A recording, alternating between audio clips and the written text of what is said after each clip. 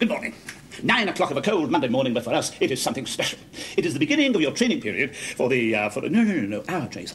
It is the beginning of our training period for the great and historic venture that is Perrin's. In 3 months' time, we will open our doors, and casualties from our overcomplicated society will pour into Perrin's, seeking help from our expert guidance and example. So I'm particularly pleased to see you all so punctual and keen this very first morning. Come on, 9... Where the hell are they all? 9:52. Not a good start. Anyway, you're all here at last, with the exception of CJ, whose turn it is to look after Adam and Joe Castro, little Reggie Harris-Jones. Lucky old CJ. Anyway, when the customers start pouring into Perrin's, we will... No, we mustn't call them customers. No, please. Guests. When the guests start pouring into Perrin's, we will hold group sessions every morning where we, the staff, will meet them, they will meet us, we'll discuss their problems and criticise each other frankly. Right? But we must do that ourselves for a start. And to start from the very beginning, I think we ought to remind ourselves of the individual duties we all have in the community. So from now on, I think we must refer to each other by the titles I gave you all yesterday, all right? Right, who's going to set the ball rolling then? Good. Anybody anything to add to that at this stage? Fine. Now, if I could just butt in at this point, make a point. Just like to ask you a question. How are the 10th Brigade reacting psychologically to living under canvas? Psychologist? Oh, that's me. Yeah. Well, I felt a sense of insecurity in my tent, Reggie. Yes? I just tossed that into the maelstrom of speculation. Yeah, absolutely splendid. This is exactly the sort of thing these meetings are for. Anybody any ideas why Doc should feel insecure in his tent? Well, yeah. Bloody think he's falling down. Yes, deep words there from our culture officer, yes. No, I spoke of a deeper insecurity than that, Reggie. As I lie on my back in my tent in a tactile me-to-ground situation with the ground, the earth beneath me, and the fragile civilization, the tent above me, I felt the fragility of man's domination over the world. And it pains me. Cobblers. Yes, I've got a bit of pain there, too. Oh, splendid. Now, this is it. Not that you've got a pain, not that he's got a pain in the... No, that's not splendid. No. Splendid, we're actually underway. Good. Any more comments from anybody? Yes. Well, yes, Tony isn't going to like his tent either, because he's not going to get his oats while we're living under canvas. Joan! Oh, please. Tony, you mustn't kick Joan like that. Well, honestly, I mean, Crudesville, Arizona. I won't miss it much. I mean, you're not that fantastic at it. Joan! I thought we were supposed to criticise each other frankly. Yes, music therapist is quite right. We are supposed to criticise each other frankly, but frankly, music therapist, I think you're criticising the culture officer a little too frankly there. Not the culture officer should have kicked music therapist. But if we're teaching by example, should you give aggressive orders like Tony don't kick Joan? Our secretary's right. It should be a democratically arrived at decision whether our culture officer kicks our music therapist. Wise words there from our sports supremo. Quite right. Yes, what I should have said... Has anybody any idea what I should have said? You should have said, Tony, is it in your best interest to kick Joan? Might it not lead her to kick you in retaliation? Good, well done, the crafts officer. Super. No, Tony, don't you think if you kicked Joan, you might bruise her legs and render her limbs less desirable to place hot kisses on? Just a suggestion. What we psychologists call the appeal to self-interest. Do you think we could just drop Joan's legs for a while and move on? I've had enough. I didn't get where I am today by having green frogs thrust down my crutch. Really work stress therapist. You're getting the perfect training out there looking after those kids. There isn't a single person in this room who wouldn't willingly change places with you. There you are, you picked the plum. Now, arts therapist, where do you think you're going? Well, I'm going to see if the children are all right. No, you must place faith and trust in CJ. Please. What should I do? Well, read them a story or something, CJ. Their behaviour will soon improve. I see. So we're not bringing up the children properly. Is that the insinuation? No, Tom. No, a sports supremo. There was no insinuation at all. No. But the fact that you insinuate there was suggests a guilt feeling. No, this is very good, isn't it? Let's discuss Tom's guilt feeling, shall we? Reggie! Yes. Has wet himself. Oh, then change him. I didn't get where I am today by changing nappies. I use the kite method. Kite, quite. In changing the nappy, you'll help to change yourself? Yes, absolutely, Doc. Look upon it, CJ, as a wonderful journey of self-discovery. Your turn for the wonderful journey of self-discovery will come. Not while I'm off to Gloucesterwood. No, it's now, you see, well gone to look at your, please. Yes, well gone 10 o'clock. There we are. So this just emphasises the importance of punctuality. It's not good enough, and it won't happen again. Excuse me, I may be quite wrong. Yes? But if we're to follow you by example, isn't it wrong that you should give orders? I mean, maybe I'm wrong and it isn't wrong, but I think I'm right. And it is wrong. Super. Yes, I think our sex consultant has a very good point. Yes, I'll rephrase that last remark, sex consultant. Thank you very much. We should have started at 9, and we didn't, and that's absolutely... Well, Madam Secretary, where do you think you're going? I've got to get the lunch started. I've got 10 mouths to feed. As I said, we should have started at 9, but we didn't. That's absolutely splendid, because we didn't want to. But it would be even more absolutely splendid if we did want to start at 9. Any comments on that? No, one at a time. Yes? Any, yes. Hello, darling. Oh, how did the rest of the meeting go? Oh, yes, very well indeed, yes. We decided to decide democratically what time the group meeting should start and end. Then we decided to vote on it. Then we decided to debate democratically what form the vote should take. Then we voted on what form the vote should take, and then we voted. Yes. The result was we decided to start at 9:30 and break for lunch at 12:30. By that time it was 12:30, so we'd broken for lunch. Lunch isn't ready. Oh. I haven't time to be secretary and cook. I'll tell you what, darling, I'll employ a professional secretary. No, you'll employ a professional cook. I'll tell you what, darling, I'll employ a professional cook. Oh, what a good idea, Reggie. Oh, Reggie, yes? Could you also find a job for poor old Jimmy? I'll tell you what, darling, I'll find a job for poor old Jimmy. You're full of good ideas this morning, Reggie. I'll tell you what, darling, you're absolutely right. Pretty impressive, eh, Reggie? My personal boat, flagship of the fleet. Yeah, so you don't feel free to join our community then, Jimmy? It'll be very exciting, kind of social army, living under canvas. 6 months ago, jumped at the chance. Good setup here, though. Thriving hire company, 15 boats. Canals booming. Leisure explosion. Fortune quick, Major James Gordon St. Anderson for the making of. Well, it's a pity, Jimmy. Do you know, I half expected to find you running another secret right-wing army. No fear. Swine vamoosed with the lot. Oh, yes, of course, it's Clive, Lofty, and... Strother. Strother. Yes. Yes. Money, guns, ammo, whole caboose. Dark. Really? Where? No, dark! Oh! Right. It's all right, Jimmy, we're through now. What is it? Back's gone. Caesar. It's been a bit dicey ever since D-Day. D-Day, Jimmy, you were still at school. Yes, heard it playing rounders.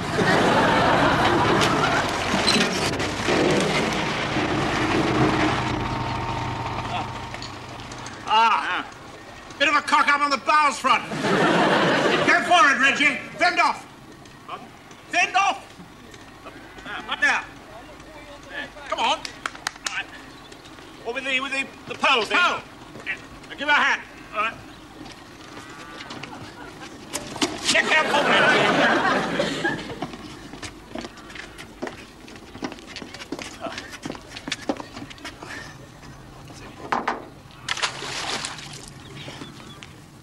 Morning, Brigadier. Morning. Not in trouble, are you? Trouble? No. Just pulled in for a pull-in. Oh, good. Well, best wishes to Curly. Yeah, right. Curly? His part owner. Sound type. Very top drawer. Pity he isn't here, Jimmy. He might give us a hand. Jimmy, don't you think we ought to get help? We've been here 3 hours, 12 minutes.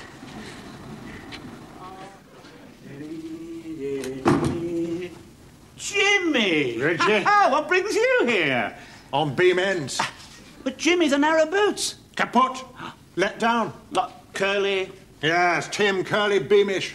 Rotten through and through. Oh. His share of capital all done. Ran up debts.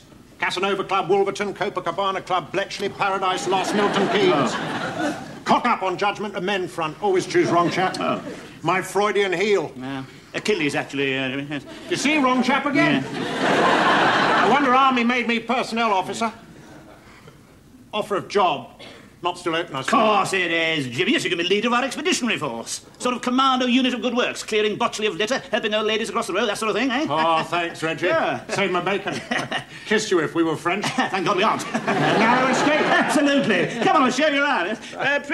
Pretty impressive setup here.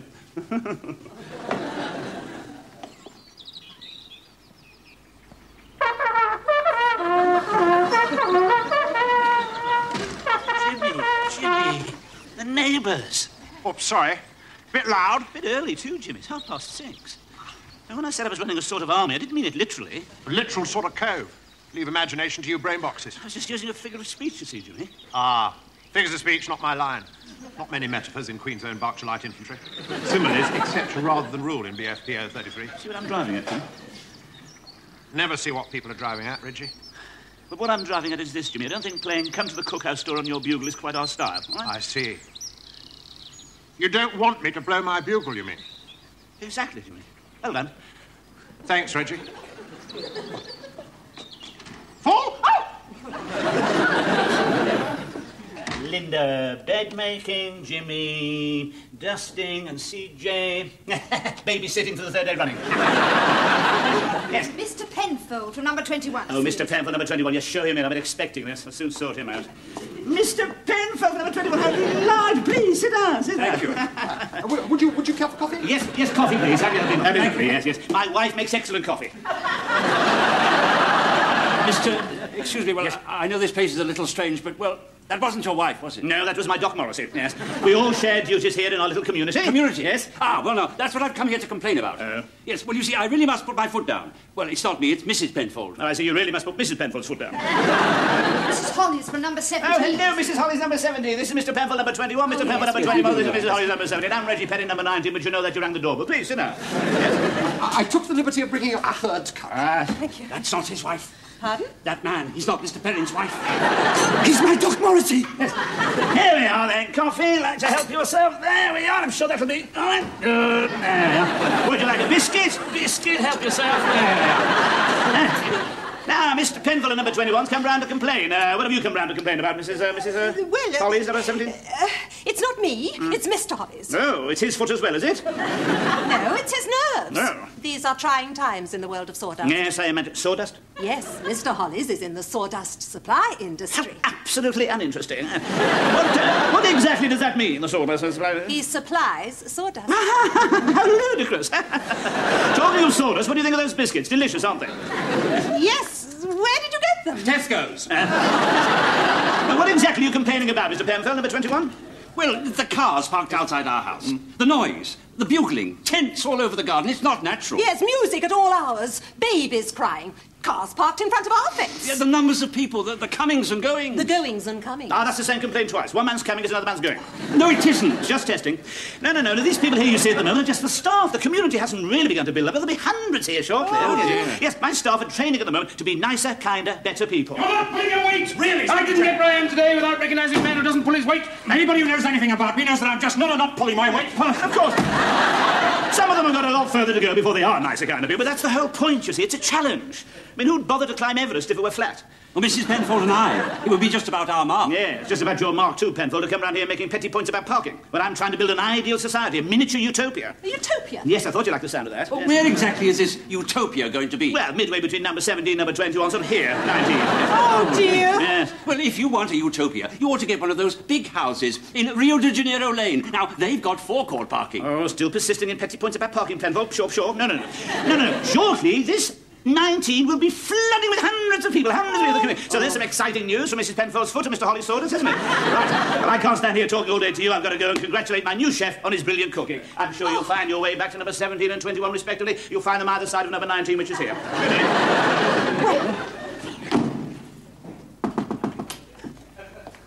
Morning, McLean. McLean, may I say on behalf of the whole staff how absolutely delicious last night's dinner was.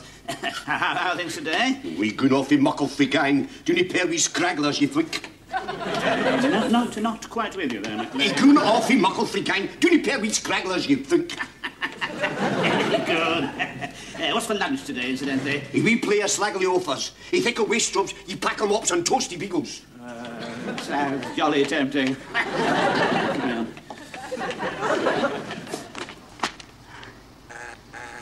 Come in. Huh? Oh, Reggie. Tony. How's culture coming along? Knockout. Good. Joan still not... No.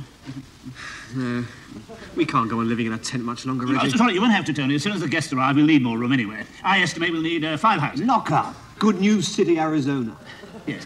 I have a plan to get the houses, Tony, and you will play a vital part in that plan. Knockout. Right, well, Bye. There you are. There's some very, very good news for you. You're absolutely right. This is not a suitable environment for my project. I'm selling up. Oh. I must say that is very gratifying. Yes, in fact, I'm expecting the would-be purchaser this very evening. Ding dong. I say I'm expecting the would-be purchaser this very evening. Good heavens, that's probably him now. Mr. Winston Baldwin Gladstone Chamberlain Fredericks. Nice to meet you, Mr. Perrin. Very nice house. Knockout, Ma.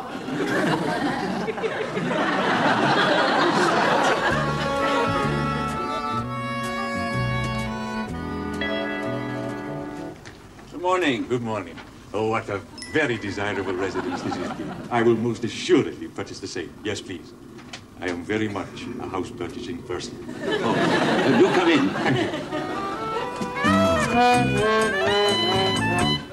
you. You sure has a mighty I didn't get where I is today without recognizing a mighty fine residence when I sees one. No, sirree, ma'am, I didn't.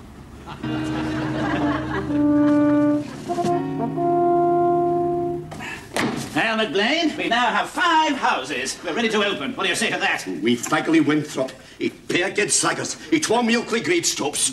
Then he clingle my hargles with sloppy chops. Up you come! You're talking my language, McBlain. A fortnight to go, we must really intensify our training. Now, has anybody come up with any really new ideas? You asked me to be unconventional about sport. I did, Tom, yes. Well, I've got an unconventional idea. Yes, what is it? Football. I think it's been done, Tom. With a difference. No aggro, no fouls, no tension, no violence. That's certainly not been done. Very good, Tom. What's the secret? No opposition. We use skill, passing, teamwork and tactics. It's pure football. Absolutely. This is exactly the sort of thing we're looking at. Now, we've got the perfect opportunity to try it. The 11 of us against nobody. Knock out. Super.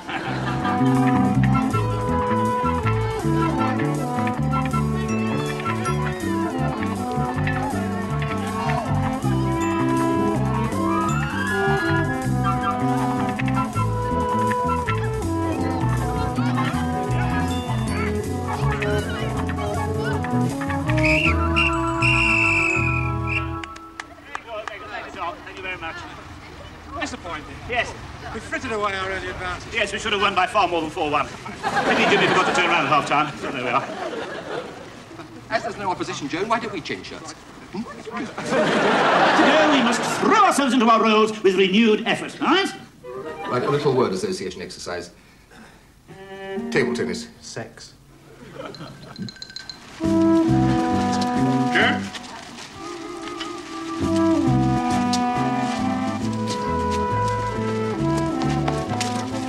If you have a problem about, Follow,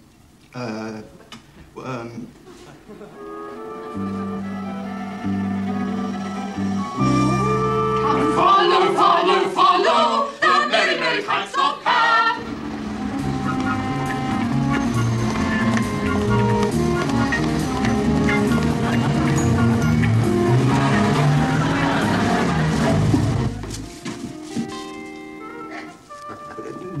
don't be shy about, Sex?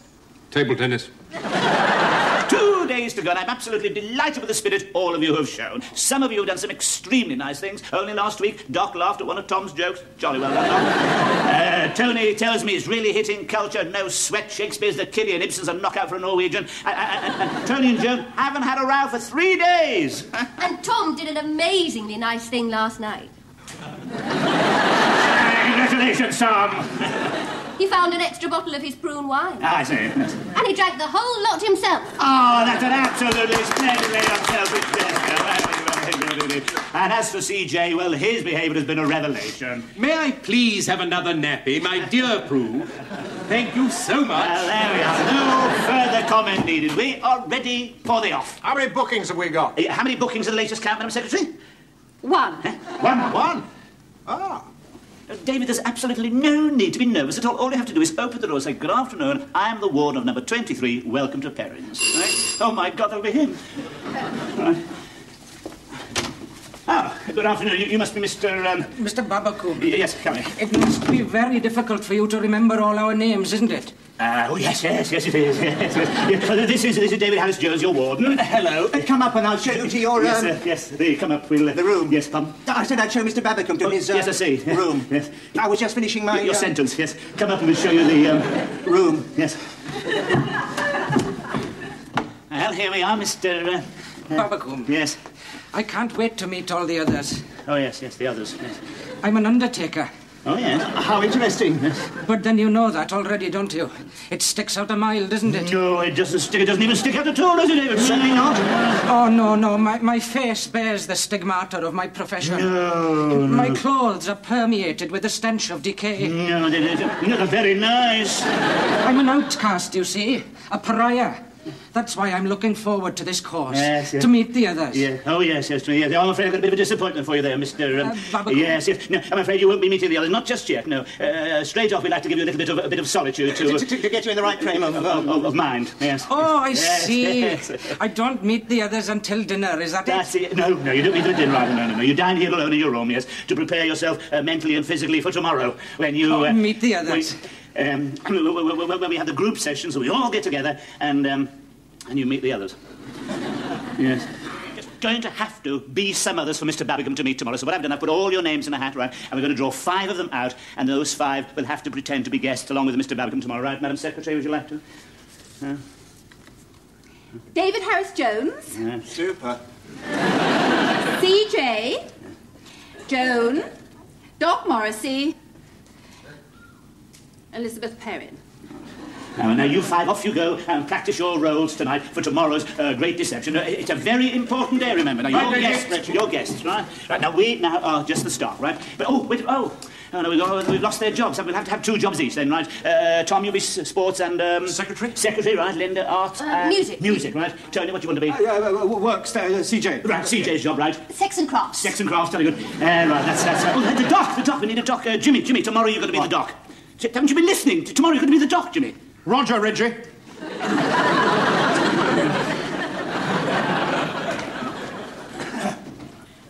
Morning.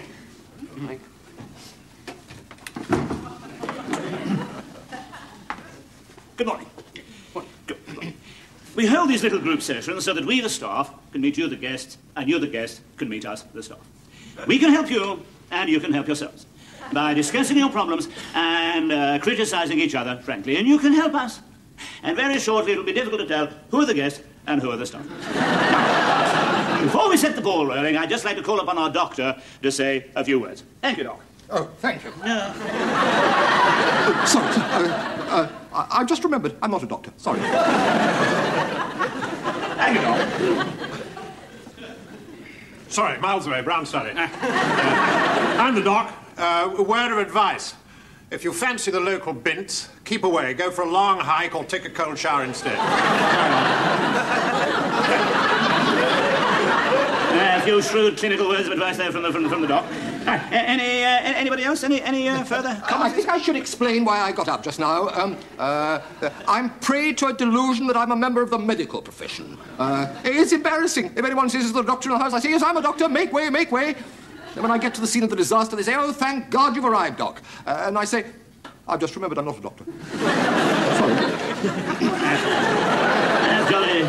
Jolly good, yes. Any comments, Doc? No, I don't think so. Sorry. There you are. I've done it again. Just remembered, I'm the doc. Yes. Sorry. Cock up on the memory front. Touch of... Is it amnesia? Exactly, yeah. Fascinating tale of yours, Doc. Why do you call him the doc if he isn't the doc? That's a jolly good one, Mr. Yes, tell me, Doc, why do you call Doc the doc if he isn't the doc? Because, I mean, he isn't the doc. Doc, I mean, you're the doc. Don't want to put words into your mouth. Please do. I imagine it's because you think that if you tell this poor, deluded chap that he isn't a doctor, he'll feel rebuffed. But if you go along with the idea that he is a doctor, eventually he might have the opportunity to deny it himself and feel part of his own cure and won't feel humiliated. Exactly. Yes, well, thank you for those shrewd medical... Thanks, Reggie. Anybody, any other little problems now? I can't make friends. Oh. I'm just waiting for the day when I need the services of the undertakers. That splendid body of men. It sticks out a mile, doesn't it? Of course it doesn't. What does? Well, since you all know already, I may as well tell you. I'm an undertaker. Oh, surprise, surprise. Anyone can tell an undertaker from anyone else. Nonsense. I didn't get where I am today telling undertakers from anyone else. And I said to myself, if that man's not a research chemist, I'm a Dutchman. Any other problems with this, Mrs. Naylor? Not at the moment, thank you. Sorry, I see you're both called Naylor. Are you related? Yes. seems to be a bit of doubt about this. I'll ask her the question again. Are you related? Yes. I think I understand. Mrs. Naylor denied being related to Mrs. Naylor because she's ashamed of Mrs. Naylor. Mrs. Naylor, trying to protect Mrs. Naylor, realised this, pretended not to be related to Mrs. Naylor, but by this time Mrs. Naylor had decided to acknowledge Mrs. Naylor. Is that right, Mrs. Naylor? Yes, brilliant. Tell me, why are you ashamed of Mrs. Naylor? Mrs. Naylor? Well, she drinks. It's drugs with me, man. Oh, God. I'm a roadie for a super pop group. I'm sorry to turn away from you like this, but I can't face you face to face. I guess I can't face myself, know what I mean? I have to make trips, one-night stands, and on these trips I make trips, know what I mean? Like you finish a gig, go back to some chick's pad, a real super laid-back scene, man. I'm fed up of being into music, man. I'm fed up of being into drugs. I guess I've wised up. I'm not into being into things anymore. I want out. I want to kick the habit, keep off the grass like a... I don't know who I am anymore. I do. You're the warden. Well,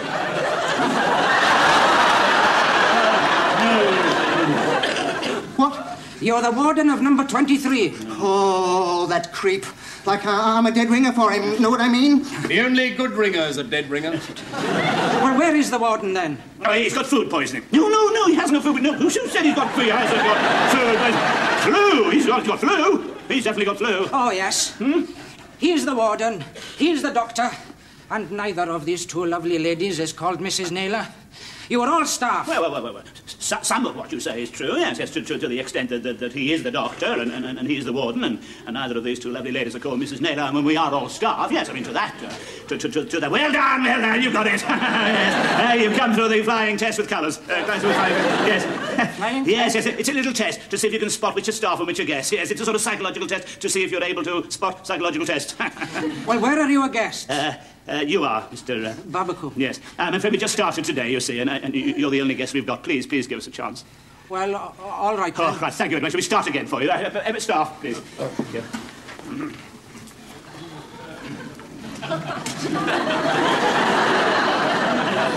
Good morning. We hold these little group sessions so that we, the staff, can meet you, the Mr. Babacom, and you, the Mr. Babacom, can meet us as the staff. We can help you, and you can help yourself by bringing up your problems and discussing them amongst yourself. And so let's get the ball rolling, shall we? Now, who wants to start? Well, what about Mr. Babacom, isn't it? We can stay here as long as we like. Yes. And then at the end, we pay according to what we feel we've got out of it. Yes, we all think right? that. We think that's the fairest, don't we? Yes. Well, I think so too. Good, I am glad. Goodbye. Please, just a minute, Mr. Babacoom. Yeah. Well, I'll be honest, it's not exactly as auspicious a start as I would have hoped for, but I think it's early days to start panicking. I think we'll just carry on as we are. Right? Carry on.